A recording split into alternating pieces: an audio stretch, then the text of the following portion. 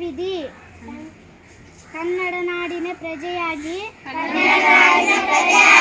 ನಾನು ನನ್ನ ನಾಡು ನುಡಿಗಳನ್ನು ಪ್ರೀತಿಸುತ್ತೇನೆ ಹಾಗೂ ಗೌರವಿಸುತ್ತೇನೆ.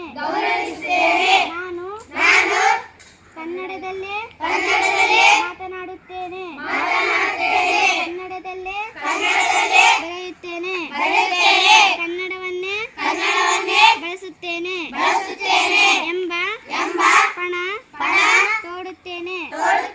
ಕನ್ನಡ ನಾಡು ನುಡಿ ಸಂಸ್ಕೃತಿ ಹಾಗೂ ಪರಂಪರೆಯನ್ನು ಉಳಿಸಲು ಕಟಿಬದ್ಧನಾಗಿ ಕನ್ನಡ ನಾಡಿನಲ್ಲಿರುವ ಕನ್ನಡೇತರ ಬಂಧುಗಳಿಗೆ